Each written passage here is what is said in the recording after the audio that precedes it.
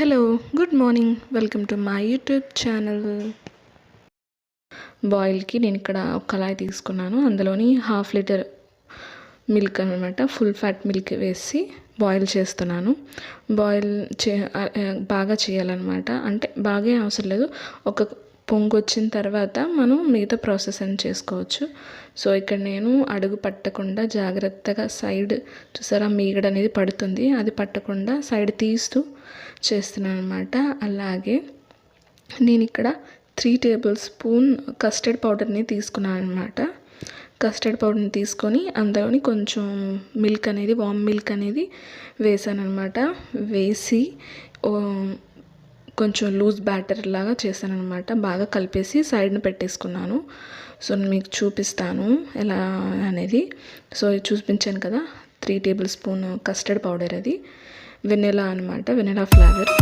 So ఇందులో నేను కొంచెం వామ్ మిల్క్ అనేది తీసుకొని కొంచెం పక్కలాగా చేసుకుంటాను అనమాట. అలాగే తర్వాత బ్యాటర్ని పక్కన పెట్టిన తర్వాత ఇక్కడ నేను నాకు ఎంత షుగర్ సరిపోతుందో దాని ప్రకారం తీసుకున్నాను. ఇక్కడ 1 కప్ నేను తీసుకున్నాను.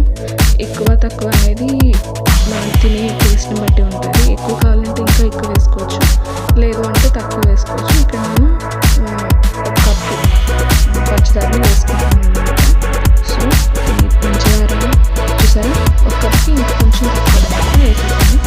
ఇదైతే స్వీట్ కరెక్ట్గా సరిపోతుంది అనమాట. అందుకని వేసేసి షుగర్ కరిగేంత వరకు నేను కలుపుతూ ఉండాలన్నమాట.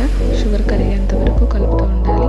చాలామందికి కస్టర్డ్ తెలుసు ఎలా చేయాలో, బట్ నేను ఒక ఓన్లీ కస్టర్డ్తోని ఐస్ పంచదార కరిగేంత వరకు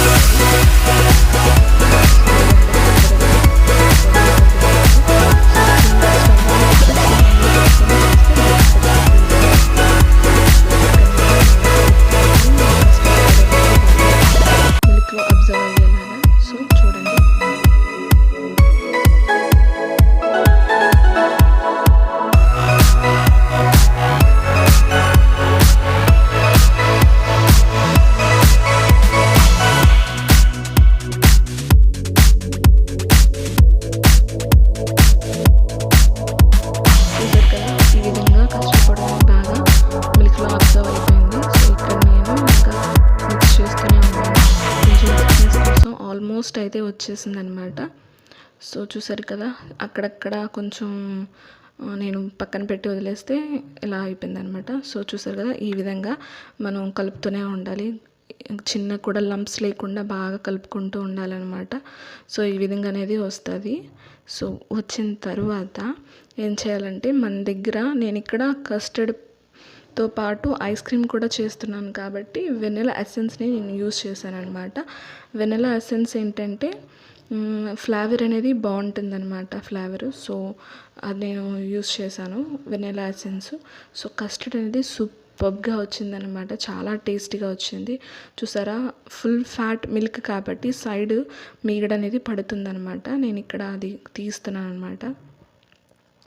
అలాగే బాగా కలుపుతూ ఉండాలన్నమాట. కొంచెం థిక్ అయ్యేంత వరకు మనం వెయిట్ చేస్తే థిక్నెస్ అనేది వస్తుంది అనమాట. ఆల్మోస్ట్ అయిపోయింది, బట్ ఇంకొక 2-3 మినిట్స్ ఉంచితే సరిపోతుంది అనమాట. సో నేను ఇక్కడ మీకు చూపిస్తున్నాను.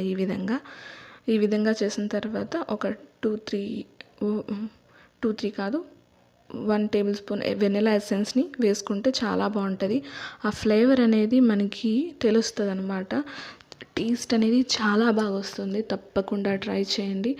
చూసారా, 1/2 లీటర్ మిల్క్ కొంచెం ఇంకా థిక్గా అవుతుంది అనమాట. సో ఈ విధంగా మీరు కస్టర్డ్ అనేది రెడీ మీ దగ్గర ఏ బ్రాండ్ వెనిలా ఎసెన్స్ అయినా ఉంటే అది వేసుకోవచ్చు అనమాట. నేను ఇక్కడ స్టవ్ ఆపేసి వెనిలా ఎసెన్స్ని నేను ఇక్కడ వేసాను అనమాట. ఈ విధంగా ఒక చిన్న డ్రాప్స్తోని. సో వెనిలా ఎసెన్స్ కూడా మనకి కస్టర్డ్లో బాగా కలిసేలాగా మనం కలుపుతూ ఉంటే ఆ టేస్ట్ అనేది పర్ఫెక్ట్గా వస్తుంది. ఏ బ్రాండ్ వెనిలా ఎసెన్స్ అయినా పర్లేదండి, ఏదైనా పర్వాలేదు. మనకి ఏది అవైలబుల్గా ఉంటే అది. బయట మార్కెట్లో ఈజీగా అయితే మనకు దొరుకుద్ది వెనిలా ఎసెన్స్ అనేది. ప్రిపేర్ చేసాం కదండి. సో రూమ్ టెంపరేచర్ వచ్చేంత వరకు మనం ఏంటంటే ఒక బాక్స్లో వేసుకోవచ్చు అనమాట. Air container, tight air container అనమాట, అలాంటిది తీసుకోవచ్చు. నేను ఇక్కడ నావి డేట్స్ అయిపోయాయి అనమాట. ఖర్జూరం బాక్స్, ఆ బాక్స్లో నేను ఐస్ క్రీమ్ అనేది లిక్విడ్ అనేది నేను అందులో వేసి డీప్ ఫ్రిడ్జ్లోని ఒక 3 అవర్స్ పెట్టాను అనమాట. సో పెట్టినప్పుడు ఇలా ఉంది అనమాట. కన్సిస్టెన్సీ అనేది ఇలా వచ్చిందనమాట. సో అంత పూర్తిగా ఫ్రీజ్ అయిపోలేదు, అలా అని లిక్విడ్గా లేదు. సో ఇలా ఉందన్నమాట. సో ఈ విధంగా ఉన్నప్పుడు మనం ఏం చేయాలంటే ఒక జార్ తీసుకోవాలన్నమాట. బ్లెండింగ్ జార్ తీసుకొని అందులో మనం ఇది మిక్సీ పట్టాలన్నమాట. మిక్సీ ఎలా పట్టాలి అంటే మనం ఎప్పుడు పట్టినట్టు స్పీడ్గా పట్టేయకుండా స్ట్రోక్స్ ఇస్తూ పట్టాలన్నమాట. అంటే ఒక్క నిమిషం మిక్సీ వేసి వెంటనే మళ్ళీ స్టాప్ చేసి మళ్ళీ వేయాలన్నమాట. అలా స్ట్రోక్స్ ఇస్తూ మనం చేసినట్టయితే ఐస్ క్రీమ్ అనేది చాలా స్మూత్గా వస్తుంది. అలాగే ఏంటవుతుందంటే ఐస్ క్రిస్టల్స్ అనేవి కూడా పట్టకుండా చాలా స్మూత్గా వస్తుంది అనమాట. ఇందులో ఎయిర్ బబుల్స్ అనేవి ఇంపార్టెంట్ అనమాట. అలా ఎయిర్ బబుల్స్ అనేవి ఫామ్ అవ్వడం చాలా ఇంపార్టెంట్ ఐస్ క్రీమ్కి. సో అలా ఎప్పుడైతే ఎయిర్ బబుల్స్ అవుతుందో అప్పుడు పర్ఫెక్ట్గా వస్తుంది అని అర్థం అనమాట. సో ఈ విధంగా నేను ఇక్కడ ఐస్ క్రీమ్ ఎప్పుడైనా సరే ఐస్ క్రీమ్ చేయాలి అనుకుంటే ఇంట్లో మనం ఈ విధంగా ఒక 2-3 టైమ్స్ మిక్సీ అనేది పడుతూ ఉండాలన్నమాట. పట్టి మళ్ళీ వేస్తూ ఉండాలన్నమాట. ఫ్రిడ్జ్లో ఒక 8 అవర్స్కి అలా పెడుతూ మళ్ళీ నెక్స్ట్ డే నేను మళ్ళీ పెట్టాలన్నమాట. సో ఇలా ఈ విధంగా లిక్విడ్ ఫామ్ అవుతుందన్నమాట. చూసారా, ఈ కన్సిస్టెన్సీలో రావాలన్నమాట. సో ఇలా వస్తుందన్నమాట. సో మళ్ళీ నేను వెంటనే సేమ్ బాక్స్లోనే నేను వేసాను అనమాట. మీ దగ్గర ఎయిర్ కంటైనర్ అనమాట, గాలి వెళ్ళకుండా కొంచెం గట్టిగా ఉండే మూత ఉంటే పెట్టినట్టయితే ఏమవుతుందంటే ఐస్ క్రిస్టల్స్ అనేవి లోపల ఫామ్ అవ్వకుండా ఉంటాయన్నమాట. సో మీకు ఎలా ఐస్ క్రీమ్ అయితే కావాలో అలానే వస్తుందన్నమాట. లేదు కొంచెం ఖాళీ ఉన్నట్టయితే మాత్రం మూత పెట్టినప్పుడు ఏం చేయాలంటే మన దగ్గర మనకి ఎవ్రీడే మిల్క్ ప్యాకెట్స్ ఉంటాయి కదా, అది ఫుల్గా పీల్ చేసేసి ఆ తర్వాత మనం ఏం చేయాలంటే ఆ ఐస్ క్రీమ్ పైన మనం నార్మల్గా మూత పెడితే సరిపోతుందన్నమాట. అప్పుడేమవుతుందంటే లోపల ఎయిర్ అనేది వెళ్ళకుండా మనకి ఐస్ క్రీమ్ అనేది పర్ఫెక్ట్గా రెడీ అవుతుంది. ఐస్ క్రీమ్కి ఎప్పుడు 2 అన్నమాట. ఏంటంటే ఒకటి బ్లెండ్ చేయడం, 2 మనం తీసుకునే కంటైనర్ ఏంటంటే గాలి వెళ్ళకుండా టైట్గా పట్టే కంటైనర్ని మనం తీసుకోవాలన్నమాట. సో నెక్స్ట్ డే మళ్ళీ నేను 8 అవర్స్ తర్వాత మళ్ళీ నేను మార్నింగ్ లేసి చూస్తే ఇలా కొంచెం ఐస్ క్రిస్టల్స్ పట్టిందనమాట. సో ఏంటంటే ఇక్కడ మళ్ళీ నేను నెక్స్ట్ బ్లెండింగ్ జార్లో వేసి నేను మిక్సీ పెడతాను కాబట్టి అలాగా ఒక 2-3 టైమ్స్ చేయడం వల్ల ఏంటంటే స్మూత్ కన్సిస్టెన్సీ అనేది వస్తుందన్నమాట. ఐస్ క్రీమ్ అనేది చాలా స్మూత్ అవుతుంది, మనం బయట కొనుక్కున్న షాప్స్ లాగా వస్తుంది అన్నమాట. సో ఈ విధంగా మనం చేయాలన్నమాట. సో చూసారా, నేను నెక్స్ట్ ఇలాగా బ్లెండింగ్ జార్లో మళ్ళీ వేస్తున్నాను అనమాట. సో బాగా ఫ్రీజ్ అయితే అయిపోయింది. సో నేను తీసేసి బ్లెండింగ్ జార్లో వేస్తున్నాను అనమాట. సో నెక్స్ట్ కూడా ఇక్కడ ఏం చేయాలంటే ఇది కూడా సేమ్ అనమాట.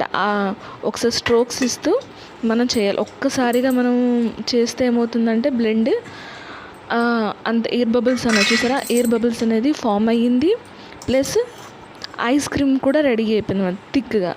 సో ఇది అనమాట ఐస్ క్రీమ్ది ఫార్ములా అనమాట. ఏం లేదు, మన ఈజీగా ఇంట్లో మనం చేసుకోవచ్చు, కాకపోతే కొంచెం టైం టేకింగ్ అనేది పడుతుంది అనమాట. సో ఈ విధంగా ఈ కన్సిస్టెన్సీలో రావాలన్నమాట. సో చూసారు కదా ఎంత స్మూత్గా వచ్చిందో.